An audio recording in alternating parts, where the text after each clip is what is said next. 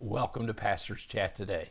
Today we look at a new psalm, Psalm 17. Psalm 17 has 15 verses in it, and it's titled A Prayer of David. Matter of fact, there's 5 psalms that actually have this title that begin or call itself a prayer.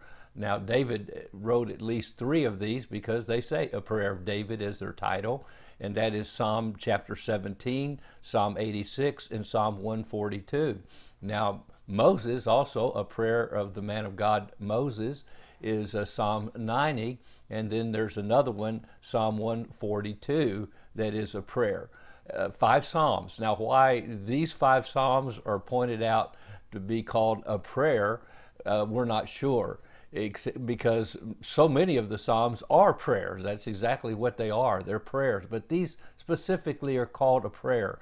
We believe that this psalm was written by David during the years that he was fleeing from Saul. Saul and his men were spreading lies about David. They were seeking to have him killed and hounding him like a flea, like a dog, like a bird in the wilderness.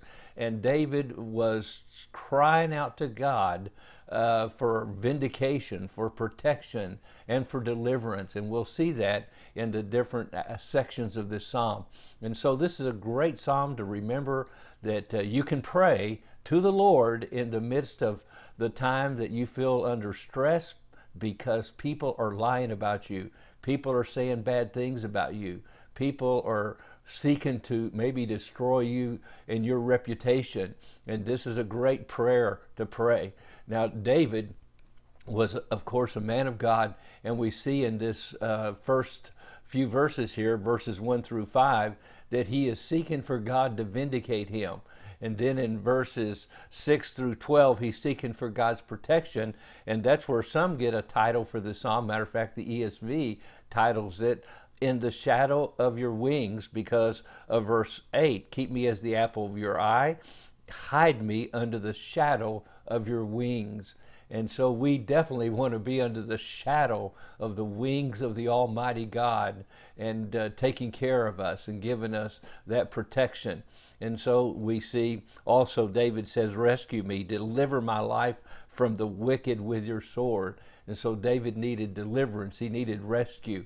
And boy, how we all need that. Well, let's read the first 5 verses and make a few comments about them. And so David cries out, hear a just cause, O Lord. Attend to my cry. Give ear to my prayer, which is not from deceitful lips. Let my vindication come from your presence. Let your eyes look on the things that are upright. You have tested my heart. You have visited me in the night. You have tried me and have found nothing. I am purposed that my mouth shall not transgress. Concerning the works of men, by the word of your lips, I have kept away from the paths of the destroyer. Uphold my steps in your paths, that my footsteps may not slip. And so here David is fleeing from Saul. He's crying out for God to vindicate him. And he has said, Lord, you have examined me. Now, I like what Job said. He says, I have been tried as gold is tried, but I will come forth as pure as gold that has been tried. And so David felt like God had put him through the night seasons. God had put him through the times of testing, and he realized God was preparing him to be the next king of Israel. And he wanted God to vindicate him. He wanted people to know that God had anointed him to be king. God had called him. David, in the pride of his heart, did not seek this position. Try me, O Lord. You know my heart. I've not said evil things about Saul, and David didn't. On 2 occasions, he had the opportunity to actually kill Saul, and he refrained from touching him.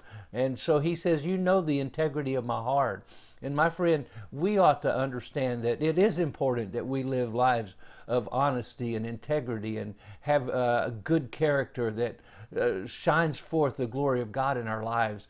And we can use that prayer as a leverage prayer, in a sense, saying, oh Lord, I need your help. It's for your glory. May the people know that you have chosen me as one of your children.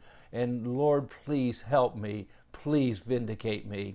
And my friend, what a great prayer to begin praying. Psalm 17, a prayer of David. And I trust that you'll make it your prayer as you seek the Lord's face every day. God bless and have a wonderful, wonderful day.